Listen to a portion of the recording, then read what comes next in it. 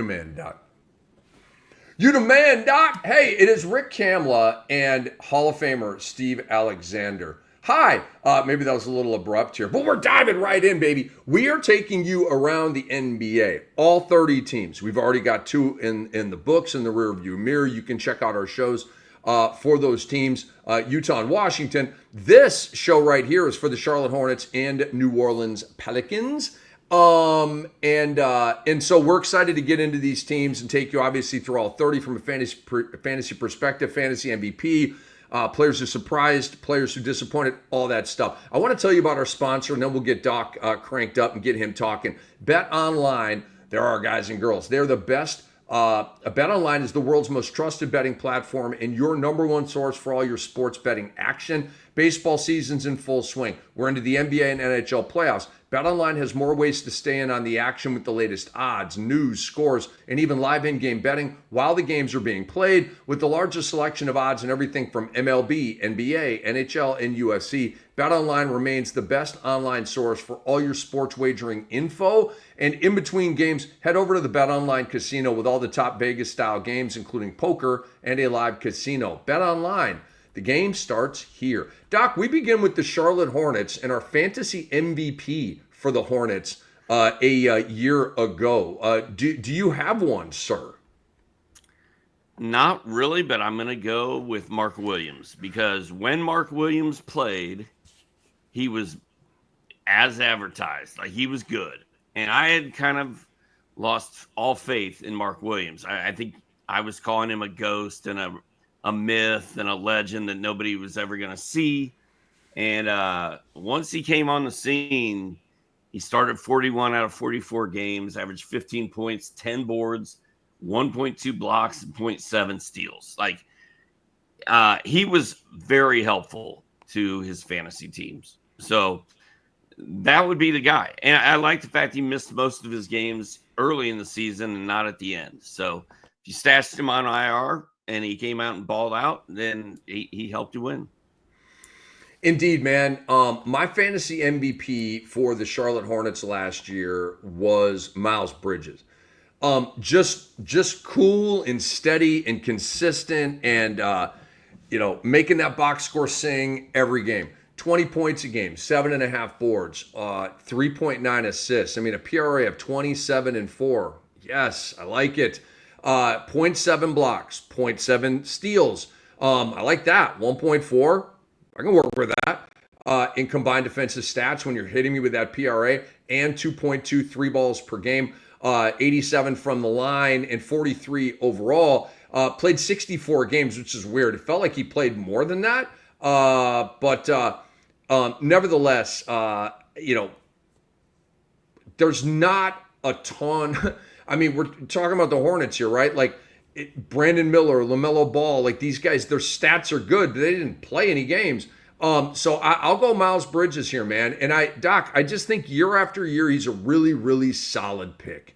And again, you need forwards. Forwards, it's the most position scarcity of any of the five positions. So a guy like Miles Bridges to me has a little bit of extra value because that, especially if he has SFPF eligibility, which he should. But Miles Bridges is my fantasy MVP for the Charlotte Hornets last year. You know, Rick, I took him with my second pick in 30 deep.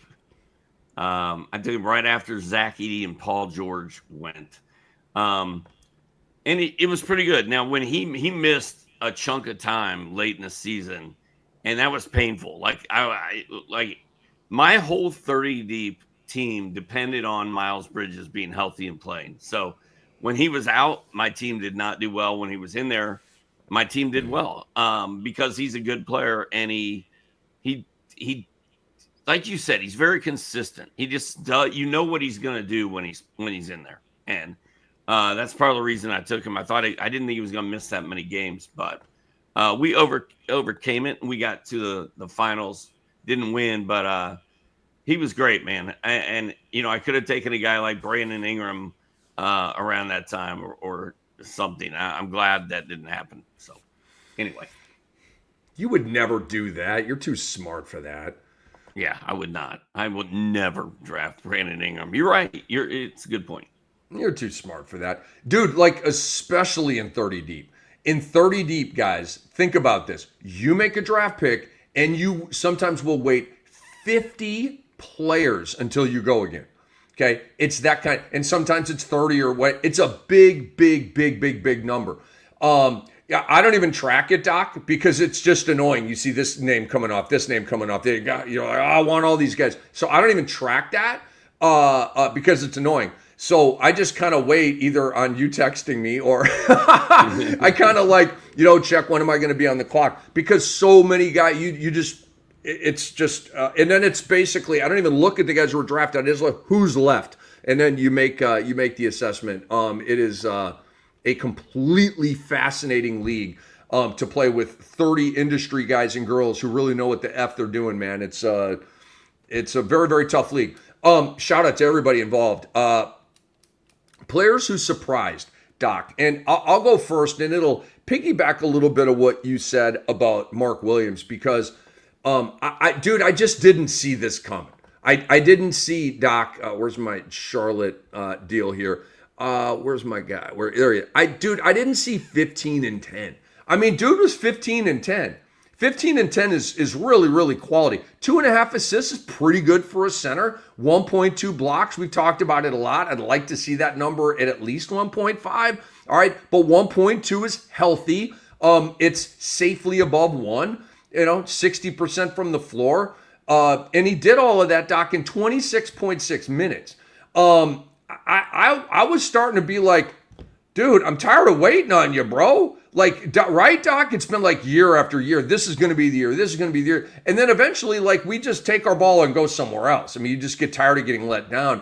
And that was kind of me with Mark Williams. He just he put me in a coma with the missed games and just not being as good as I thought he would be at Duke.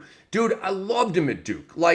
Loved him at Duke. It was cool to see that player blossom this year. And now, Doc, I'm wondering, where are we going with this? Do we get like another Zubats eruption where 15 and 10, awesome, totally cool. But do you like take it now to a different level like Zubats did last year? Because Zubats was really good 2 years ago, but this year he really popped. He was the most improved candidate. So I think we could get even more from Mark Williams in that regard. So he is a guy, Doc, that surprised me. How about you? Who surprised you on the Charlotte side? Well, I think the big question about Mark Williams is, can he stay healthy and play a whole season? Because we have never seen that. So that's the concern there. As far as somebody, a player that surprised me in Charlotte, I mean, I was surprised Brandon Miller only played 27 games. I was not surprised LaMelo Ball only played 47 games. It's got to be Mark Williams. We don't have a lot to work with here, dude. We literally have LaMelo Ball, Brandon Miller, Miles Bridges, Mark Williams, Nick Smith, Josh Green. You're forgetting Josh Green. How? It's just so bad. And Yusuf Nurkic was a huge, like Nick Richards. People thought he was going to blow up. So there's not a lot to work with here. I'm going to say Brandon Miller Mark Williams was not only my MVP, but he was also the most surprising because I didn't see it coming. You know what's going to be absolutely hilarious is if Mark Williams is the answer for every one of these segments that we have.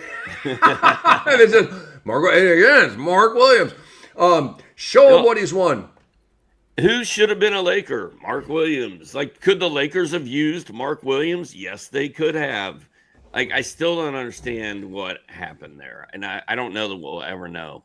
And I wonder where Mark Williams' head is after being traded to the Lakers, and now he's back in Charlotte. Like, what? I thought he was going to check out and be done, but he didn't. Honestly, I like it.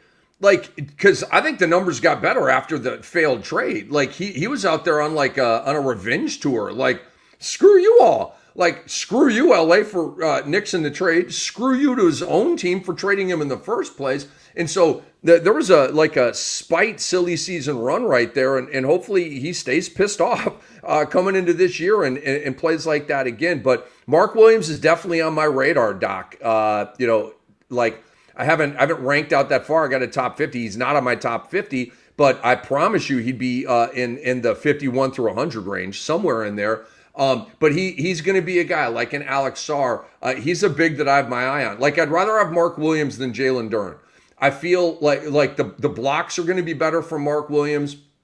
Mark Williams, personally, for me, is more vetted than Jalen Duren. Like I said, I liked Mark Williams in college. Like, I spotted him. I'm like, who is that jumping jack? I like him. So I'm just kind of got more history with him, more trust, more maybe belief, all that kind of stuff. But I'm excited about him for this upcoming season. All right, players who disappointed, Doc. Did we just do that one, or I'm sorry, I'm getting this is my fourth show here today. Is no? Did I already ask you that? No, we're on this. Okay, all right, we're on time. So, most disappointing player for the Charlotte Hornets. Mark Williams, because no, I'm just kidding. Nice, well played. Well, he only played in 44 games. I needed more. I mean, you could make that argument. He could be the answer here. You could make that argument, but I'm going to go with Josh Green. This is the most Eric Snow line ever, dude. 68 games played, 67 starts, 28 minutes a game, and you give me 7 points, 0.2 blocks. Ooh. 1.6 assists, 2.5 rebounds, and oh boy, 1.1 steal. Thanks, Josh. Like just a body taking up a space and doing nothing with it, like filling a void with no positive outcome. It's crazy, man. Got to be the lowest producing starting shooting guard in the league. You might be right about that. You might be right about that. Good player in reality. Good player in reality. I would rock with Josh Green. Solid 3-point shooter, 3-and-D guy. I rock with Josh Green in reality, not in fantasy. He is a waiver wire guy. So players are disappointed for me. There's two. I would say LaMelo Ball, but to be disappointed, you had to have expectations, right? And so there was no letdown here at all. Like, this is exactly, this stat line is just gorgeous, dude. 25 points, 5 boards, 7.5 dimes, 1.1 steals, 3.8 threes, dude. Like, the stat line's delicious, man. And 47 games. Have fun with that. This guy is, I don't know, like you're at the bar, Doc, and you look and like she's just smoking, but she's out of your league, right? It's like that. It's like just a tease. It's just like fool's gold or something. Like, that stat line's amazing, but then the reality is, 47 games, and that was actually a decent number. So I'm gonna say, Doc, Brandon Miller. Huge disappointment. He's cooking here. 21 points, 5 boards, 3.5 dimes, 1.8 defensive stats, 3.9 threes, my God, in 27 games. So he was on his way. He was having that pop year, and it all got fizzled. But I want to bring up a name, Doc, that we haven't talked about in a long, long time.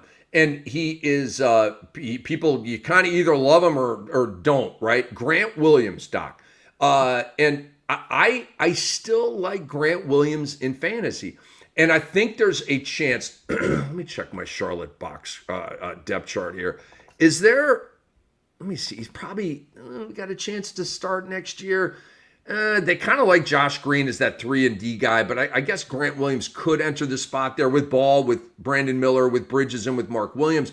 But otherwise, he would be their 6th man. And it's a deep league thing for sure. But I like Grant Williams, dude. Like, think about the stat line he put up last year. It's not great, okay, but 10-5, 2 assists, 1.1 steals, 0.8 blocks, 1.7 threes. And he played 29.9 minutes in kind of a turbo bench role, 16 games played, 7 starts.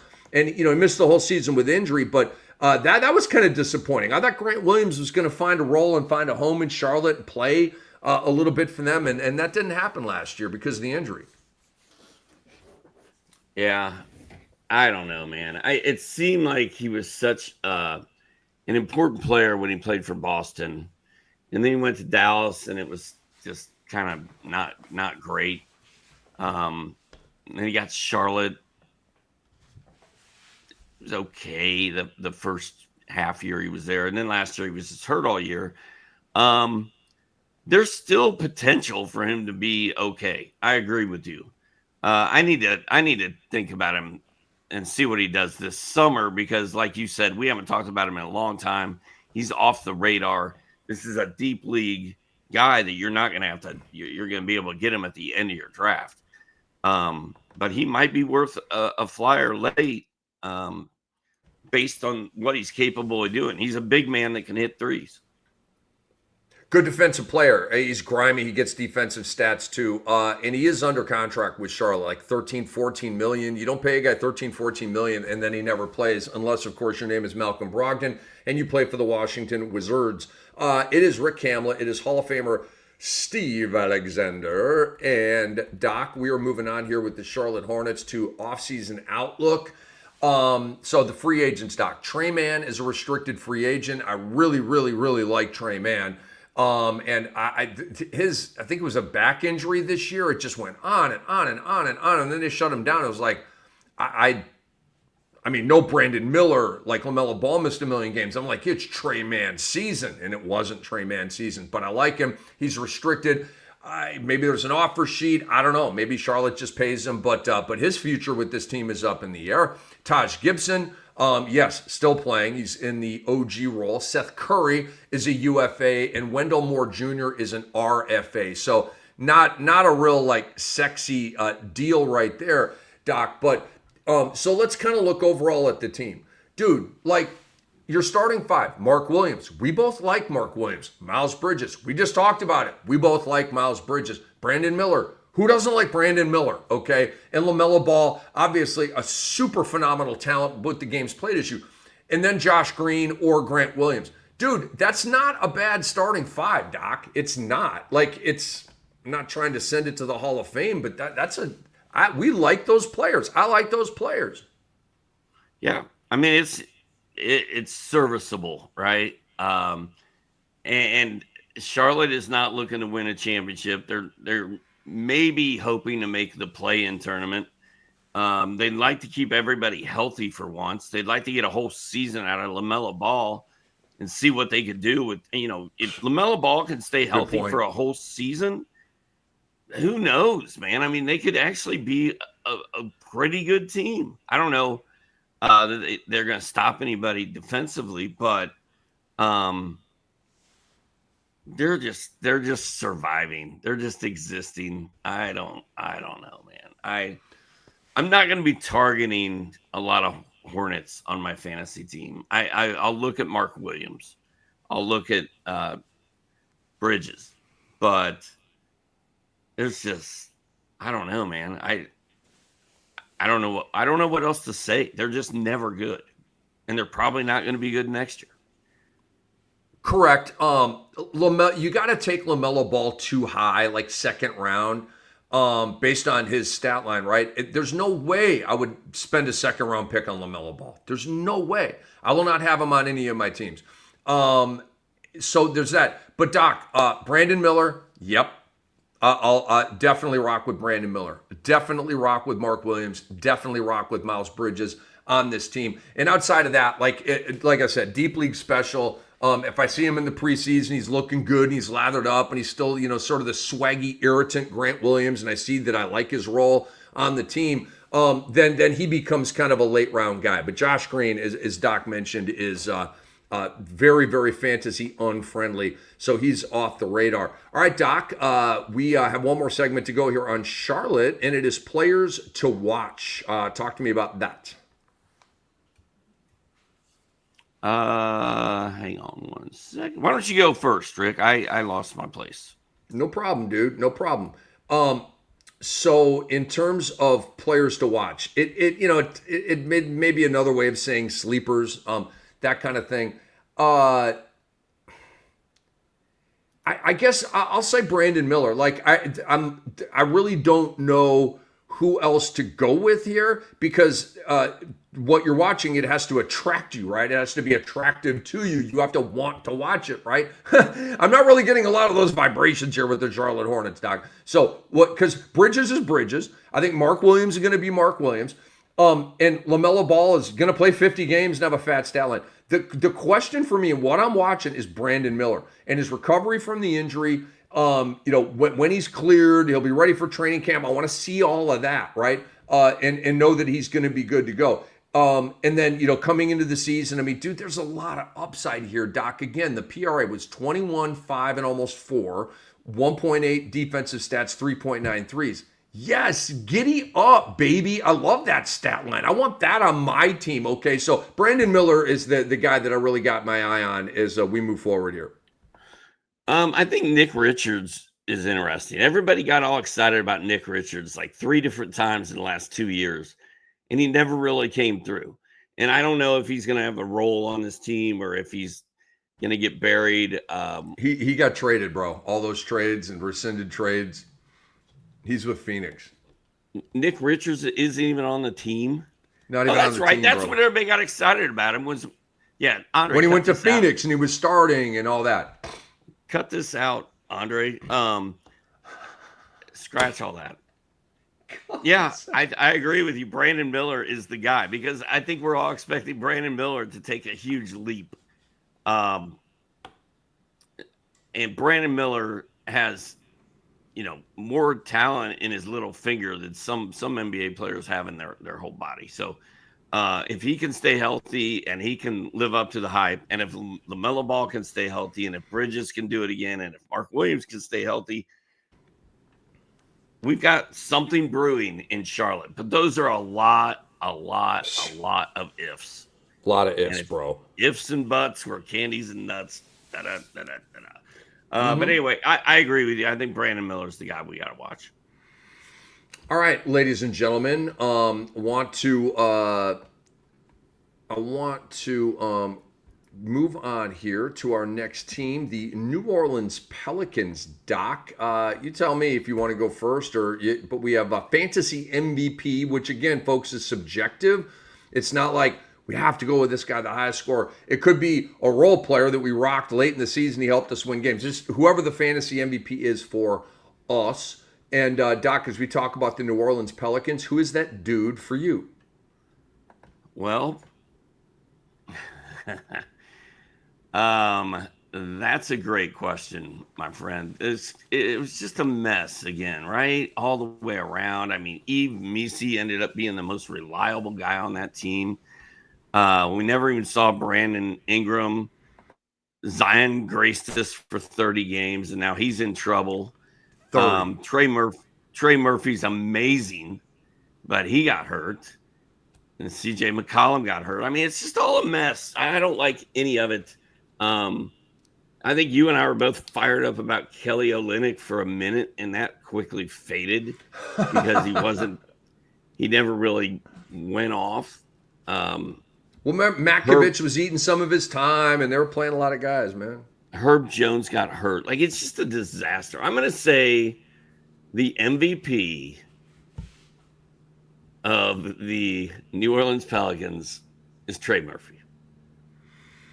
It's Trey Murphy. 53 games. But he was awesome, dude. He would have been an all-star if he was on any other team last year, I think.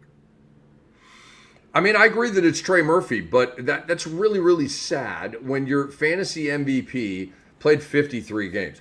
You think about like CJ McCollum, he wasn't their fan. I mean, he played 56 games. Remember, they shut him down. Remember CJ, like personally, you remember at the end of the year, he was awful, like had just completely thrown in the towel. 3-2-1, Cancun. And he had like one blow-up game. He had some random-ass 40-point game. Which I wrote about in one of the articles. I don't even remember what the heck. It might have been a waiver wire thing. I don't remember. But I told you, it was a waiver wire thing. And I was like, don't drop CJ McCollum. There will be, and then bam. But it was a lot of like 10, 13, 14-point games. It was brutal. So I'll go Trey Murphy. 3 threes per game, 1.8 combined defensive stats, 21.5-3 PRA. The percentages are just solid. So I'll say Trey Murphy, even in a 53 game season with 51 starts. And obviously, Doc, no Brandon Ingram was gigantic for his development and to take that step. Obviously, Zion missing a bunch of games helped too. But to have Brandon Ingram out of the way created a wing spot for Trey Murphy that he is now not going to give up. He is coming off of a labrum injury, which could bleed into the upcoming season, and I am anticipating it to bleed into the upcoming season. But he's my fantasy MVP from last year for the Pels. How about players who surprised you, Doc? From do I call it last year or still this year? We're in a kind of weird thing. We're in the offseason, but the finals are still going on. Anyway, who surprised you most on the Pels? There were a few days there where I enjoyed Carlo Matkovic's game. But I think the easy answer is Yves Missi. Yves Missi played 73 games, started 67 of them. He only scored 9 points a game, but he had 8 boards. He had 1.3 blocks. I mean, he did about everything we could have hoped he could do last season for the Pels. And I drafted him in some leagues because he was really the only center that they had. So I'm like, Missi's going to play, and he's at least going to do something. And he did.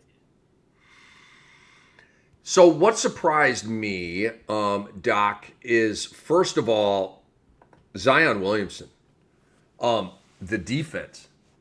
I mean, we got to give him a little bit of credit here. Doc, he got the defensive stats up to 0.9 blocks and 1.2 steals.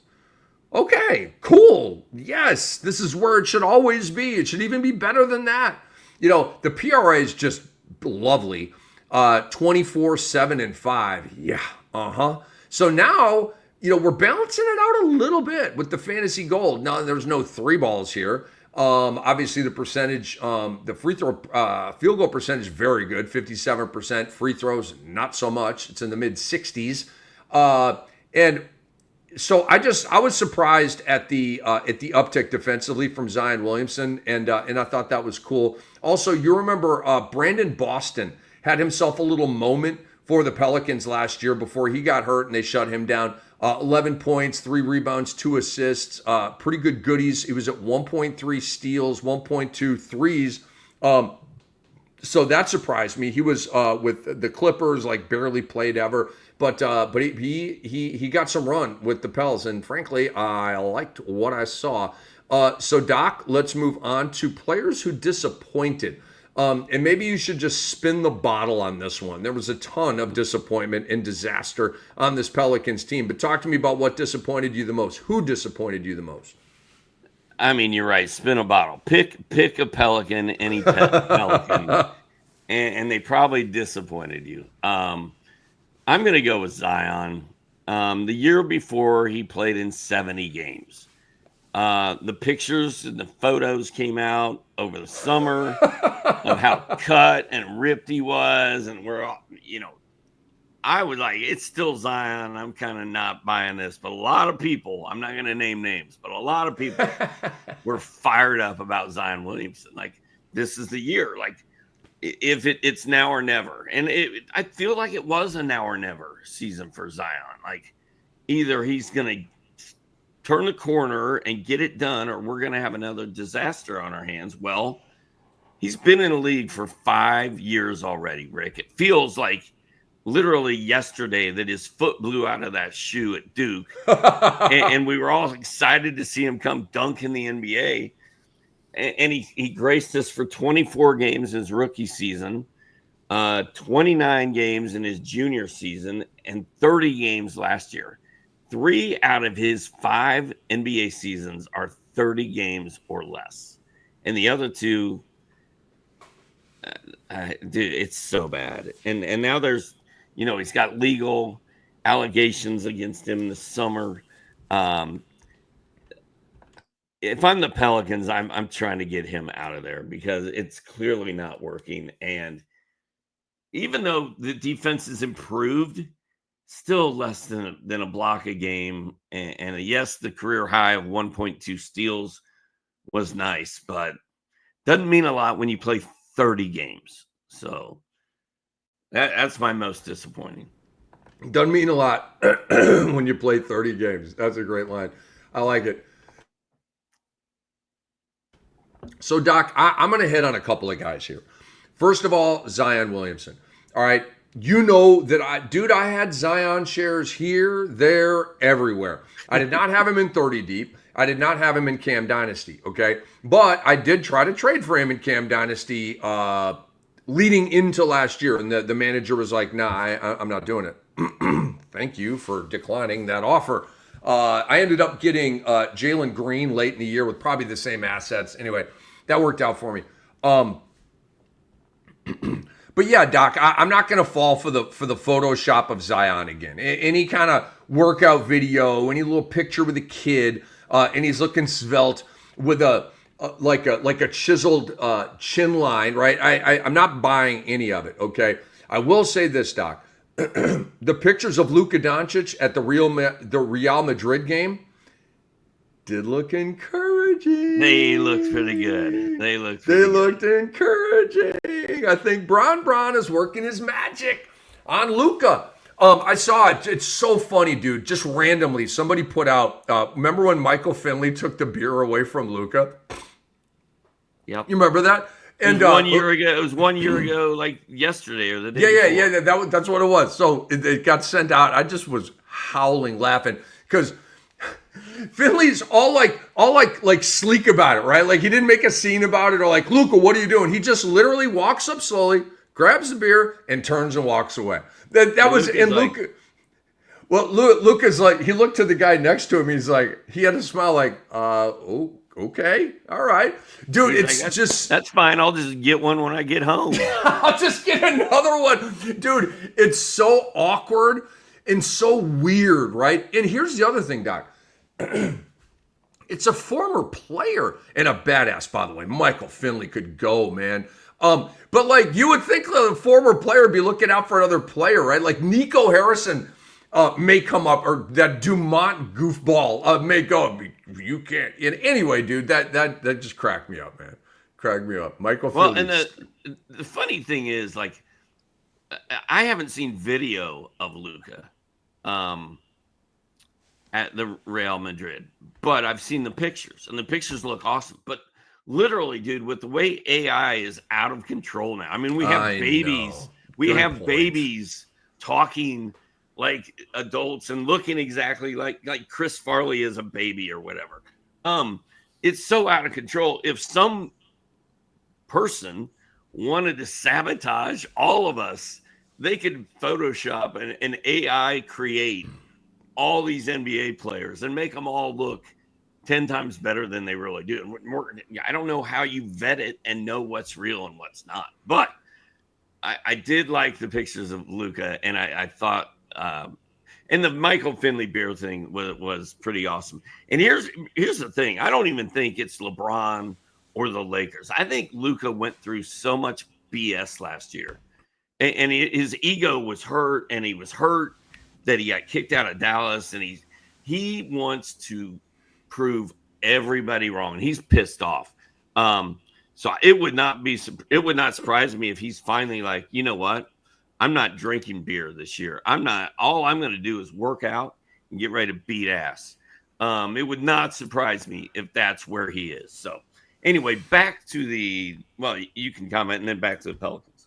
Yeah, dude. No, I'm buying everything you're selling there, man. I think Luka's going to have an extraordinary year. I think he's going to make an MVP run. And I don't know. And you said, how do you vet it? The way we vet it, Doc, unfortunately, is wait until the preseason begins. And then we will actually watch TV and games. And so we don't have to then rely on a picture or a video or perhaps AI. It's like, no, there's no AI there. That's the dude, and he's wearing a basketball jersey, and we can kind of assess from that. So back to players who disappointed, Doc. DeJounte Murray, colossal disappointment this year. I thought he was gonna kill it, man. I thought the Pelicans destroyed the Hawks in that trade. I no longer think that. But at the time I did. I'm like, anyway, DeJounte Murray, 17 points, 6.5 rebounds, 7.5 assists, 2 steals, 1.7 threes. One of my favorite stat sets in the entire NBA. I love DeJounte Murray. That makes me think of the late great Tommy Heinsohn. Remember, he said, I love Walter. We're talking about Walter McCarty. I love Walter. Tommy Heinsohn, you're the best. Hope you're having a great day up in heaven, dude. But I will always be a huge DeJounte Murray fan, bro. But 31 games. What a buzzkill. And then my boy Herb Jones, dude. You know I'm a Herb Jones guy. 1.9 steals, 1.1 threes. Herbert, we got to get that three ball cooking, man. 3.6 attempts, that ain't it. But the 2 steals is he played 20 games. Doc, so like we said, you can take your pick right there, but 2 guys that are particular like favorites of mine, Herb Jones and DeJounte Murray, they died last year, dude. But I'll tell you what, I will be hot and bothered. Let me pause. Let me reel it back in. I will be stoked about drafting both of these players in advance of the 2025-26 season. Let me say it that way. Hot and bothered is kind of a term from yesteryear. It is. A lot of what you and I say are probably terms from yesteryear. But it's also, you apply to, anyway, forget it. It doesn't matter. I was about to stick my foot probably even deeper in my mouth. So let's just pull it out and walk and do a show. All right, so we're on the Pelicans here, guys. And we're talking about the offseason outlook for the New Orleans Pelicans. So free agents. Bruce Brown, maybe going back to Denver, Doc. Remember, that was all the talk. They couldn't afford him. He got the big payday. And then they're like, we'll just wait out the contract and maybe get him back. Well, who knows? Maybe that happens. He'd be a good look on Denver, I think. He fit very, very well with those guys. He's a UFA. He ain't coming back to New Orleans. Antonio Reeves is a restricted free agent. Elfrid Payton is on a club option. That's Andre's guy. Andre loves Elfrid Payton. You have Brandon Boston on a club option as well. So not sexy names right there, Doc. Not a lot to write home about. I guess that's another old timey colloquialism. But like, as you look at the Pels like this offseason, what are your thoughts, man? Do you think their starting 5 is looking pretty firm here with a little Eve, a little Zion, a little Trey Murphy, a little maybe McCollum? Like, who do you think comes off the bench, by the way? Like, if all those guys are there, because either Trey Murphy or Herb or McCollum, one of those dudes is probably going to have to come off the bench. I hope it's not Murphy, but I feel like Murphy was coming off the bench back when they were all together. So, dude, I don't know. It's a great question. The good news is Zion will be hurt, so it won't matter. There will always be a spot for Trey Murphy. But yeah, hilarious. CJ McCollum and DeJounte Murray. I mean, that's a dangerous backcourt if they're playing well and things are going well. But you got to remember, wonder how much of the problem with New Orleans is just the mindset of New Orleans. Like, it's just a bunch of guys getting hurt and not playing and doing the same thing year after year. And it can't be a fun place to play, I wouldn't think. I don't know. Can they stay healthy? Can they get healthy? Like, is Trey Murphy good to go for the start of the season? I don't believe so, Doc. I don't think so either. I don't think so. I think look it up, but yeah, no, I already did the math on recovery time for a torn labrum. Like, it's not just a labrum; it's a torn labrum. All right, so this is serious surgery, and it's his shoulder, which is big time, and all that kind of stuff. So it's a several month deal.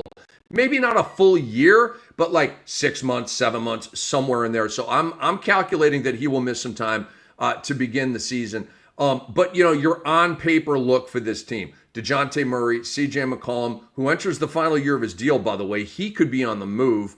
Trey Murphy, Zion Williamson, Yves Missi. Olynyk will still be under contract. Jose Alvarado got paid, so he'll be there. They're not going to let Reeves go after just drafting him last year or the year before. Jordan Hawkins, a guy I like, Makovich. I mean, dude, they got some talent, man. They really do. New Orleans has talent. And to me personally, they have talent that you can win with. Like those bench guys, I like those bench guys. And, theoretically, Murray, like him. McCollum, like him. Murphy, like him. Messi, you split the center spot, Messi and Olynyk. Okay, I kind of like that. But, the Pels could use an upgrade at the center spot, Doc. Doc, let's face it. Yves Messi had a nice little season last year, right? Yves Messi, to me, is a backup big. I don't see a starting big. Like you need a badass, and then if Yves Messi's your backup, then I think you've got it structured the way it should be. I think a move is. Agree with that. Go ahead. I fully agree with that because I think Messi needs to earn the job. Like he's going to have to compete with Kelly Olynyk for it. Kind of fell into it last year, didn't he? And Olynyk started all 20 games he played for them. So I don't think they probably want Messi to be their starting center. That could open a door for Brook Lopez to come to New Orleans. Kelly Olynyk could start. So, yeah, I think I don't know that we're automatically just going to be going all in on Yves Messi. But at least we know he can play and he can get steals and blocks and rebounds. And so I think he'll be fine whether he comes off the bench or starts. But Brandon Ingram being out of the way hopefully clears up, some of the Herb Jones stuff and Trey Murphy when he comes back. Like, I think it'll be good for this team to have Ingram out of the way. Such a good point by you because Murphy's going to probably not start the season on time. There will be they won't have to make that decision. Okay, which one of these badasses comes off the bench? And then, pardon me. When Trey Murphy's ready to come back, Doc, that Zion Williamson will already be on the shelf with his third injury of the year. So it'll all like automatically vet itself in a way. So I had a point to make. So we're talking offseason here for the Pelicans. Doc, you've mentioned it. So Zion Williamson has a really, really serious allegation against him and a big-time, tens of millions of dollars lawsuit against him. We'll let you guys read all the details and the hows, the whys, and all of that. I'm not sure if he's like in trouble, like possibly go to jail based on these allegations, or if it's just like, if proven that you have to pay out a bunch of money. I don't really know all the details on that. It's a mess, okay? And it's a horrible look for Zion Williamson, Doc. And check this out. If New Orleans, let me move closer to the mic. If New Orleans was going to get maybe a little frisky about finally trading Zion, which they've been reluctant to do so far, right? Now would be a really, really, really terrible time to pick up the phone and call Danny Ainge about Zion. Like, who wants, first of all, he's hurt all the time, the injury risk, the body's not where it needs to be. And now he's got this. Dude, so it's like New Orleans had a window. Do you remember all the hype? Oh, the Knicks need to go get Zion Williamson. Like just all that stuff, right? Like there was a moment in time when you could have jettisoned off of Zion, gotten a whole bunch back for him, and you didn't. And now the whole thing's grown stale. David Griffin was fired, which is such a dumbass move. And you don't even have Griff. Dude, David Griffin literally wins every trade he makes. And he doesn't just win, Doc. He gets blowouts, bro. Blowouts. Like, what he had to trade Anthony Davis, right? You had to. It was forced by Clutch Sports. Braun wanted it. The ship was sailed. AD wanted out in New Orleans. He got a boatload for Anthony Davis, dude. He set up the Pels. Anyway, you blow him out. You can't trade Zion. This team is completely screwed, bro. Completely screwed. I'm not a huge fan of their coach. I really thought that if you're going to, whack Griffin and you keep Willie Green for a new GM coming in, that makes no sense, dude. Literally no. What has Willie Green done to have a real strong hold on that job? I'm like, please tell me, you got coaches getting whacked all over the place.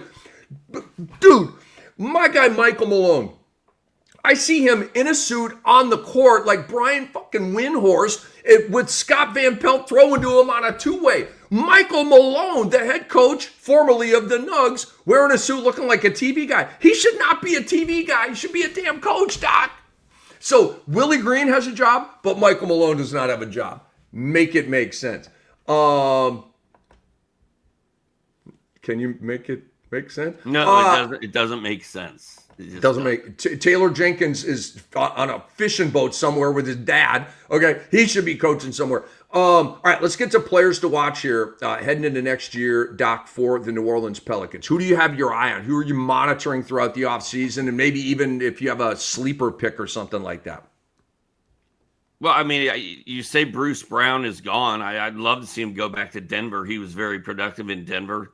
He after he left Denver and went to Indy and wherever else he went, it wasn't very fun. He hasn't really done what he can do because he's got a fantasy friendly game, man. So I like Bruce Brown. I like Carlo Matkovich as a future, something.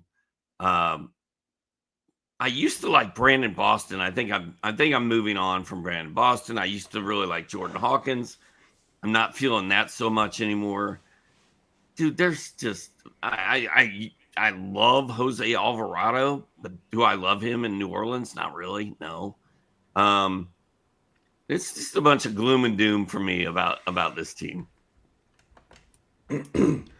There will be brighter conversations about more vibrant teams on the way for you. We are making our way through 30 teams, fantasy style here on the Fantasy NBA Today with Rick Kamla and Hall of Famer Steve Alexander. Having a blast though while we're doing this, man. So we want you guys to know about our season wrap series. It's being posted on sportsethos.com. Feel free to quote it and promote it. And the articles are already published. So it's our season wrap. Check it out, sportsethos.com. All of our Twitter handles as well. So players to watch for me, Doc, for the Pelicans heading into the year. Trey Murphy. How's the recovery going? When is he cleared, to return to basketball activities? When is he cleared for contact and all that kind of stuff? Because he's a potentially huge fantasy player. And so I just want to know, coming off the torn labrum, like, where are you at? You coming back right around the start of the year? I mean, that will shoot his value up for me. Or are we going to miss a couple of months and basically a third of the season? What are we doing here? So hugely watching Trey Murphy. And then the CJ McCollum might get traded this offseason, Doc. He might get traded on draft night. All right, he's got $30 million left on a 1-year deal with this team, and I'm really kind of thinking he feels kind of in the way. His timeline is not aligned with Herb and Zion and Murphy and DeJounte. The timeline is off there, so that makes it kind of an odd fit. And I think CJ McCollum would be a lot happier balling on a contender. Also, does a conversation brew about McCollum being that guy to come off the bench when you have everybody healthy, and then you've got that sort of extra dude that can't, that the starting five can't fit? So does that conversation billow a little bit in the offseason? And we know, wow, CJ's coming off the bench this year. Okay, well, that changes calculations. He was at 21 PPG this year, Doc. He ain't scoring 21 PPG off of anybody's bench, okay? So he'd probably go down to like a 15, 16, which would really sap a lot of his value, man. So those are the things I'm looking for the Pels this offseason. And what I'm not looking for is photoshopped or AI photos of Zion Williamson looking slim and trim. That's what I'm not watching for. Your answer was much better than mine. I don't know about that. It was. Killing it, dude. You swatted out like Judge. Another Judgy and blast. Hey, Doc is... What's up? Oh, go ahead. No, I had nothing. You mentioned Taylor Jenkins is fishing on a boat with his dad, right? I have no idea. That was the total stab in the dark, just saying. So I watched Godfather 2 this morning.